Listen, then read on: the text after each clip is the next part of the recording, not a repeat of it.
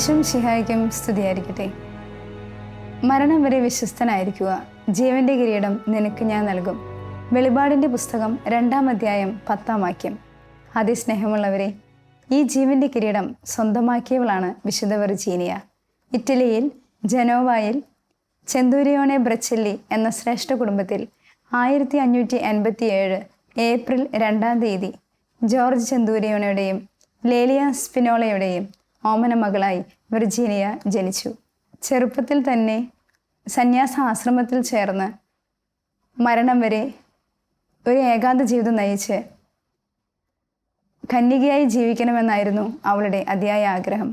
സത്യത്തിൽ ജനോവ നഗരത്തെ രക്ഷിക്കാൻ വേണ്ടി ദൈവത്താൽ അയക്കപ്പെട്ട ഒരു ധന്യാത്മാവായിരുന്നു വിശുദ്ധ വിർജീനിയ.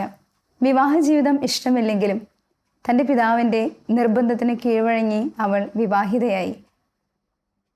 പക്ഷേ അവളുടെ വിവാഹ ജീവിതം, അതായത് കുടുംബജീവിതം, വളരെ ഹ്രസ്വമായിരുന്നു.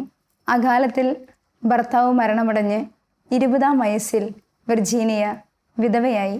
ഈ കാലയളവിൽ 2 മക്കൾക്ക് അവൾ ജന്മം കൊടുത്തു. അവൾക്ക് ജനിച്ചത് 2 പെൺമക്കളാണ്, ലേലിയയും ഇസബെല്ലയും. വളരെ നല്ല രീതിയിൽ ആ മക്കൾക്ക് വിദ്യാഭ്യാസം കൊടുത്ത് അവർക്ക് കുടുംബജീവിതത്തിലേക്ക് പോകാനുള്ള കൈവഴികൾ ആ അമ്മ പറഞ്ഞു കൊടുത്തു.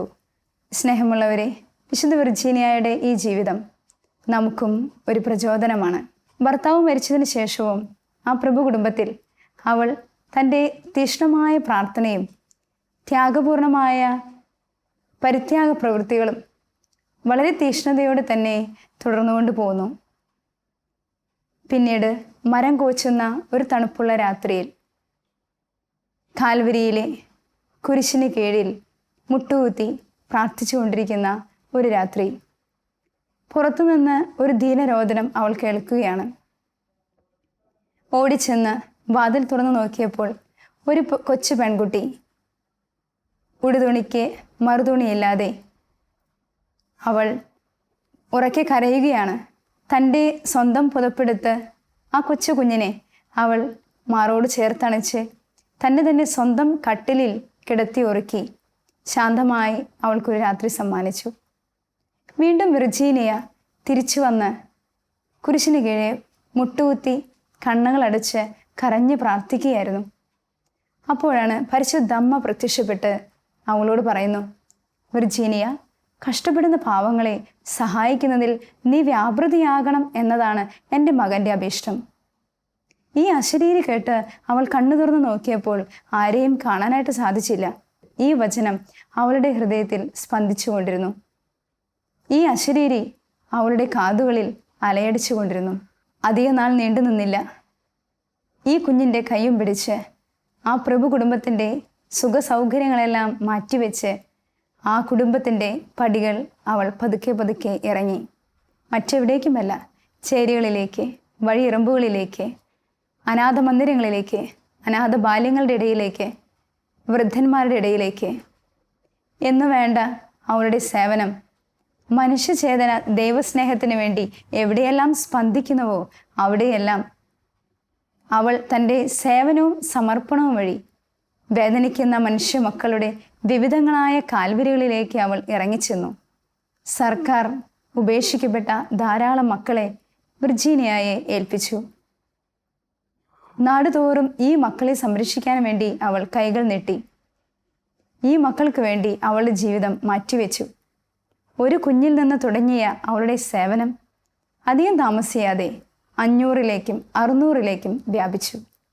ഈ മക്കളിൽ നിന്ന് മിടുക്കരായ സൽസ്വഭാവികളായ കുറച്ച് മക്കളെ തിരഞ്ഞെടുത്ത് അവൾ നല്ല പരിശീലനം കൊടുത്ത് സന്യാസ സഭയ്ക്ക് രൂപം നൽകി. 1631 ഏപ്രിൽ 13-ാം തീയതി മൗണ്ട് കാൽവരി സന്യാസ സമൂഹത്തിന് അവൾ അതിൽ നിന്ന് രൂപം കൊടുത്തു. ഈ സന്യാസ സമൂഹം ഇന്നും ഇത്തരം മക്കളെ പരിചരിച്ചു കൊണ്ടുവരുന്നു. ജീവിച്ചിരിക്കുമ്പോൾ തന്നെ വിശുദ്ധ എന്ന് നാട്ടുകാർ മുഴുവൻ പറഞ്ഞിരുന്ന ഈ വിശുദ്ധയുടെ ജീവിതം 1651 വരെ നീണ്ടു നിന്നുള്ളൂ. 1651 ഡിസംബർ 15-ാം തീയതി ആ ധന്യാത്മാവ് ഈ ലോകത്തോട് വിട പറഞ്ഞെങ്കിലും ഇപ്പോഴും ആ ഭൗതിക ശരീരം അഴുകാതെ പൂജ്യമായി മൗണ്ട് കാൽവരി സന്യാസ സമൂഹത്തിൻ്റെ പ്രധാന ഭവനത്തിൽ പ്രധാന അൾത്താരയോട് ചേർന്ന് സൂക്ഷിക്കപ്പെട്ടിട്ടുണ്ട്. ധാരാളം മക്കൾക്ക് അനുഗ്രഹം ഈ ഭൗതിക ശരീരം വഴി, ഈ പുണ്യാത്മാവ് വഴി ഇന്നും ലഭിച്ചുകൊണ്ടിരിക്കുന്നു. പ്രിയ സഹോദരങ്ങളെ, ഞാൻ ഇത്രയും സമയം ഈ ഒരു ജീവചരിത്രം നിങ്ങളുടെ മുൻപിൽ പങ്കുവച്ചത് മറ്റൊന്നിനു വേണ്ടിയല്ല. ഈ പുണ്യാത്മാവിൻ്റെ ജീവചരിത്രം വളരെ സരസമായും രസകരമായും ഏതൊരു കൊച്ചു കുഞ്ഞിനും വായിച്ചാൽ മനസ്സിലാക്കാവുന്ന ലളിതമായ ഭാഷയിൽ രചിക്കപ്പെട്ട അഗതികളുടെ അമ്മ എന്ന പേരിലുള്ള ഈ പുസ്തകം നിങ്ങളെ പരിചയപ്പെടുത്താൻ വേണ്ടിയാണ്. ഈ പുസ്തകം രചിച്ചത് ഫാദർ ഐസക് ആലപ്പാട് CMI എന്ന വൈദികനാണ്. അച്ഛൻ ഇന്ന് ഈ ലോകത്തിലില്ല. നമ്മളോട് വിട പറഞ്ഞിട്ട് 4 വർഷങ്ങൾ പിന്നിട്ടു. അമേരിക്കയിൽ കാലിഫോർണിയ യൂണിവേഴ്സിറ്റിയിൽ മൾട്ടിമീഡിയ ടെക്നോളജിയിൽ ഡോക്ടറേറ്റ് നേടി ഇന്നത്തെ തൃശ്ശൂരിൽ CMI സഭയുടെ സ്വന്തമായിട്ടുള്ള ചേതന മ്യൂസിക് അക്കാദമിയുടെ ഫൗണ്ടറാണ് ഫാദർ ഐസക് ആലപ്പാട്ട്. അദ്ദേഹമാണ് അഗതികളുടെ അമ്മ എന്ന പുസ്തകം രചിച്ചത്. ഫസ്റ്റ് എഡിഷൻ തന്നെ 500 കോപ്പി പെട്ടെന്ന് തന്നെ വിറ്റഴിക്കാനായിട്ട് സാധിച്ചിട്ടുണ്ട്. 20 അധ്യായങ്ങളായിട്ടാണ് ഈ ഒരു പുസ്തകം രചിക്കപ്പെട്ടിട്ടുള്ളത്. 20 അധ്യായങ്ങളെ 3 ഭാഗമായി തിരിക്കുകയാണെങ്കിൽ ആദ്യത്തെ 7 അധ്യായം ഈ വിശുദ്ധയുടെ ജനനവും കുടുംബജീവിത പശ്ചാത്തലവും പ്രഭു കുടുംബത്തിൻ്റെ പ്രത്യേകതകളും നമുക്ക് വായിക്കാൻ സാധിക്കും. തുടർന്നുള്ള 12 അധ്യായങ്ങൾ വിശുദ്ധയുടെ പ്രേക്ഷിത പ്രവർത്തനങ്ങളാണ്. 16-ാം നൂറ്റാണ്ടിൽ വിശുദ്ധ വിർജീനിയ ചെയ്ത ഒത്തിരി ജനോവ നഗരത്തിൻ്റെ വെള്ളി നക്ഷത്രമായി മാറിയ, ജനോവ നഗരത്തെ മാറ്റിമറിച്ച, ജനോവ നഗരത്തിനെ പുനരുദ്ധരിച്ച ഈ 20-ാം നൂറ്റാണ്ടിൽ വിശുദ്ധ മദർ തെരേസ ചെയ്തതുപോലെ അതേ കാര്യങ്ങൾ തന്നെ വിശുദ്ധ വിർജീനിയ 16-ാം നൂറ്റാണ്ടിൽ, അതായത് 350 വർഷങ്ങൾക്ക് മുൻപ് ഒത്തിരി പ്രേക്ഷിത പ്രവർത്തനങ്ങൾ ചെയ്ത് നമ്മുടെ ഇടയിൽ നിന്ന് കടന്നുപോയ വ്യക്തിയാണ് വിശുദ്ധ വിർജീനിയ. വളരെ ചെറിയ പുസ്തകമാണെങ്കിലും എല്ലാവർക്കും വളരെ നല്ല രീതിയിൽ വായിച്ചു മനസ്സിലാക്കാവുന്നതും ഈ വിശുദ്ധയുടെ ജീവചരിത്രം ഏറ്റവും നല്ല രീതിയിൽ പഠിക്കാവുന്നതുമാണ്. വിശുദ്ധയുടെ ഭൗതിക ശരീരം ഇപ്പോഴും അഴുകാതിരിക്കുന്നുണ്ട് എന്നത് ഞാൻ നേരത്തെ സൂചിപ്പിച്ചുവല്ലോ. ഈ വിശുദ്ധയുടെ തിരുനാൾ വരുന്നത് സെപ്റ്റംബർ 22-ാം തീയതിയാണ്. ഈ വിശുദ്ധയെ വിശുദ്ധ പദവിയിലേക്ക് ഉയർത്തിയത് 2003 മെയ് 18-ന് വിശുദ്ധ ജോൺ പോൾ പാപ്പയാണ്. വളരെ വൈകിയാണ് ഈ വിശുദ്ധയെന്ന് പ്രഖ്യാപിച്ചെങ്കിലും ഒത്തിരി അത്ഭുതങ്ങൾ ഈ വിശുദ്ധയോട് പ്രാർത്ഥിച്ചതിന് ശേഷം ഒരുപാട് പേർക്ക് ലഭിച്ചതായിട്ട് ഇന്നും സാക്ഷ്യപ്പെടുത്തുന്നു. കുടുംബജീവിതക്കാരുടെ മധ്യസ്ഥയാണ് വിശുദ്ധ. കുടുംബജീവിതത്തിൽ ഭിന്നിച്ചു നിൽക്കുന്നവരെ രമ്യപ്പെടുത്തുവാനും അനാഥ ബാല്യങ്ങൾക്ക് അമ്മയായും വൃദ്ധമന്ദിരങ്ങളിൽ ആശ്വാസമായും അവൾ ഇന്നും സിസ്റ്റേഴ്സ് ഓഫ് മൗണ്ട് കാൽവരി സന്യാസ സമൂഹത്തിലൂടെ ഓടി നടക്കുകയാണ്. അഗതികളുടെ അമ്മ എന്ന ഈ പുസ്തകത്തിൽ 20 അധ്യായത്തിൽ ഈ അമ്മ ചെയ്ത ഒരുപാട് കാര്യങ്ങൾ പറയുന്നുണ്ട്. അമ്മ തൻ്റെ സ്വന്തം ജീവിതത്തിലൂടെ പറയുന്ന 1-2 വാചകങ്ങൾ നിങ്ങളുടെ മുന്നിൽ ഞാൻ പറയാൻ ആഗ്രഹിക്കുകയാണ്.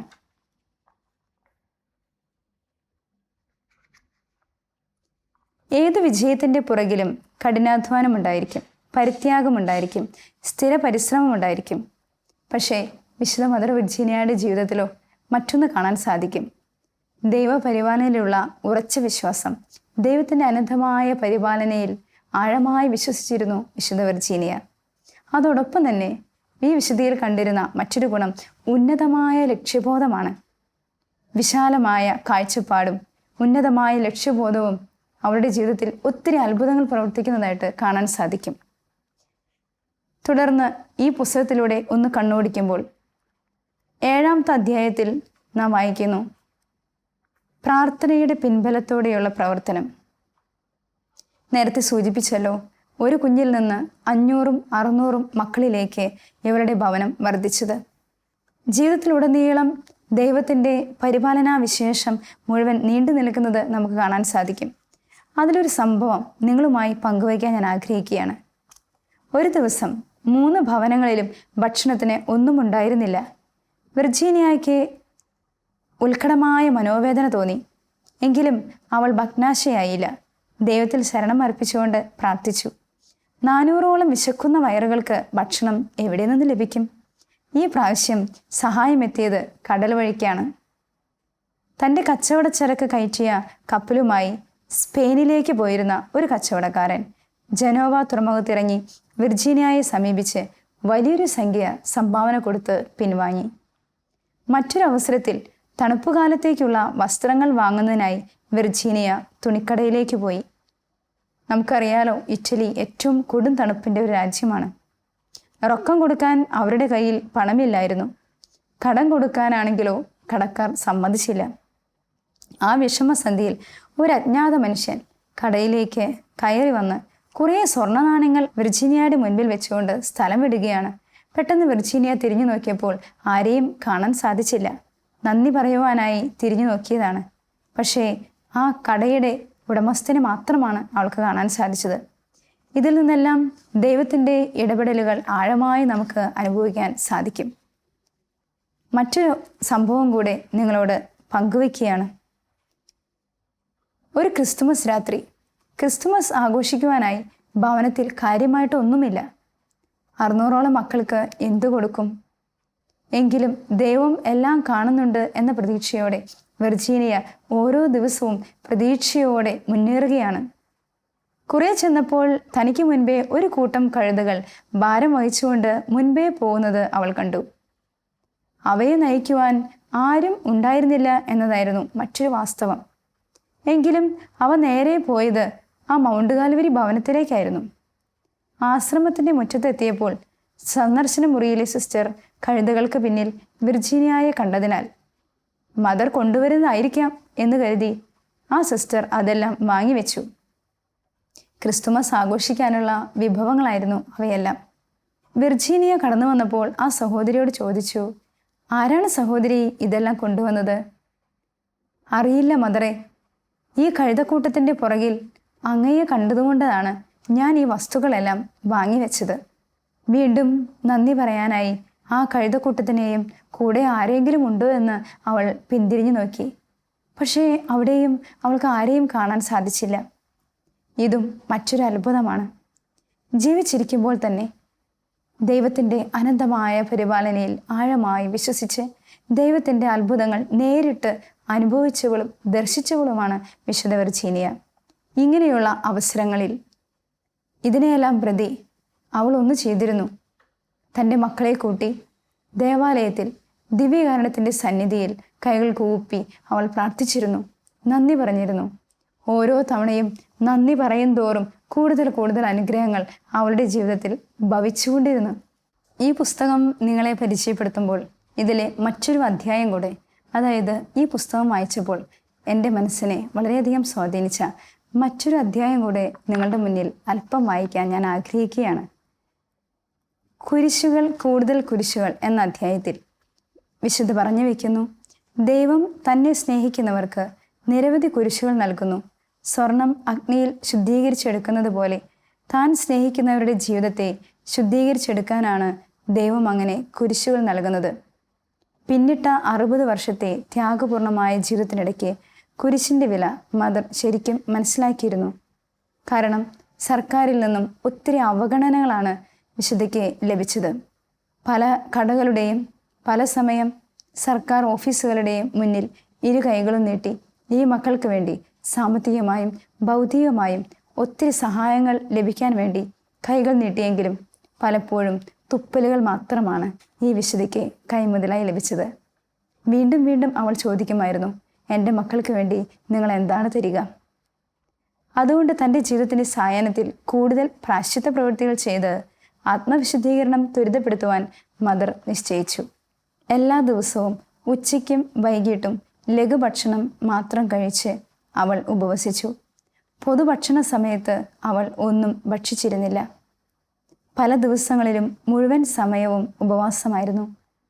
പലപ്പോഴും കട്ടിലിൽ കിടക്കുക അവൾക്ക് ശീലമായിരുന്നില്ല. മുള്ളരഞ്ഞാണവും മെറ്റലുമായിരുന്നു അവളുടെ തലയിണയും കിടക്കയും എന്ന് വേണമെങ്കിൽ പറയാം. പല ദിവസങ്ങളിലും ഭക്ഷിക്കാതെ കഠിനമായി ഉപവസിച്ചു. സ്വന്തം ഭവനത്തിൽ ഭക്ഷണ സമയം കഴിഞ്ഞ് എത്തുക എന്നുള്ളത് ആത്മീയമായി അവൾക്ക് സന്തോഷകരമായ ഒരു കാര്യമായിരുന്നു. ഇതുപോലെയുള്ള ഒത്തിരി ത്യാഗപ്രവൃത്തികളാണ് ഈ ബുക്കിൽ വിർജീനിയയെക്കുറിച്ച് പറഞ്ഞു വെച്ചിട്ടുള്ളത്. നമ്മൾ ഇന്ന് ഒത്തിരി സാമൂഹ്യ പ്രവർത്തകരെയും ഒത്തിരി പ്രേക്ഷിത പ്രവർത്തകരെയും കാണുന്നുണ്ട്, സർക്കാർ അടിസ്ഥാനത്തിലും മറ്റും സംഘടനകളായിട്ടും.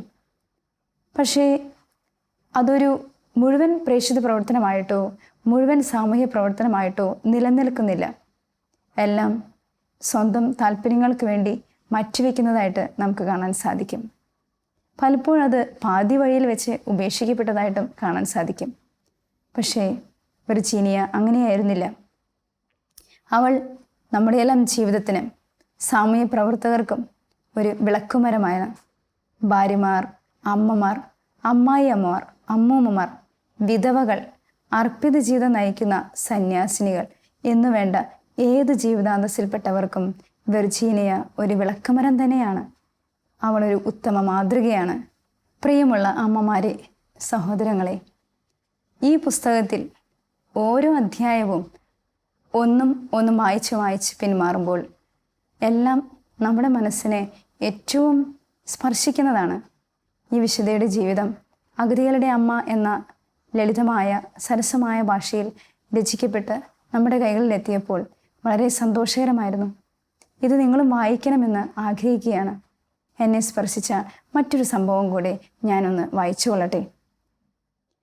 കാരുണ്യ സംഘടനയുടെ സംഘാടക എന്ന നിലയ്ക്ക് മദർ വിർജീനിയയ്ക്ക് അവസാനം കുടിക്കേണ്ടി വന്നത് പരാജയത്തിൻ്റെ കയ്പുനീരാണ്.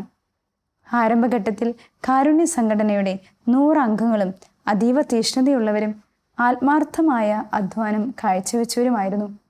പക്ഷേ ഈ തീഷ്ണതയും ഉത്സാഹവും കാലക്രമേണ തണുത്തു. ഭാര്യമാരും അമ്മമാരും എന്ന നിലയ്ക്ക് പ്രസ്ഥാനത്തിന് അവിഭക്ത സേവനം സമർപ്പിക്കാൻ അവർക്ക് കഴിഞ്ഞിരുന്നില്ല. കൂടാതെ തങ്ങളുടെ പരിമിതികളെക്കുറിച്ചുള്ള അവബോധം ആ സ്ത്രീകൾക്ക് ഒട്ടുമുണ്ടായിരുന്നില്ല. ഈ വക സംഗതികൾ കാലക്രമേണ പ്രസ്ഥാനത്തെ അധപതനത്തിലേക്ക് നയിച്ചു. പക്ഷേ വിർജീനിയ അവിടെയും അടിപതറിയില്ല. എല്ലാവരും ഉപേക്ഷിച്ചപ്പോഴും വിർജീനിയ തൻ്റെ ആത്മധൈര്യം ഉപയോഗിച്ച് തൻ്റെ ദിവ്യമണവാളനായ ഈശോയോട് ചേർന്ന് നിന്നു. ദുർബലയായ ആ മനുഷ്യ സ്ത്രീയുടെ കരങ്ങളിലൂടെ വീണ്ടും കാരുണ്യ സംഘടന പുനരുദ്ധരിക്കുകയും നല്ല രീതിയിൽ അവൾക്ക് അതിനെ മുന്നോട്ട് കൊണ്ടുപോകുവാനും സാധിച്ചു. അങ്ങനെ 16-ാം നൂറ്റാണ്ടിൽ ഒത്തിരി സാമൂഹ്യ പ്രവർത്തനങ്ങൾ ചെയ്ത് ലോകത്തിൽ ജീവിച്ചിരിക്കുമ്പോൾ തന്നെ വിശുദ്ധയെന്ന് പറഞ്ഞ് ഒത്തിരി ആത്മാക്കളെ, ഒത്തിരി മനുഷ്യരെ ദൈവത്തിലേക്ക് അടുപ്പിച്ച ജീവിക്കുന്ന വിശുദ്ധയായിരുന്നു വിശുദ്ധ വിർജീനിയ. സ്നേഹമുള്ളവരെ, ഈ ഒരു വിശുദ്ധയുടെ ജീവചരിത്രവും ഈ ഒരു പുസ്തകവും ഞാൻ നിങ്ങളെ പരിചയപ്പെടുത്തുമ്പോൾ തീർച്ചയായിട്ടും നിങ്ങളിത് വായിക്കണം.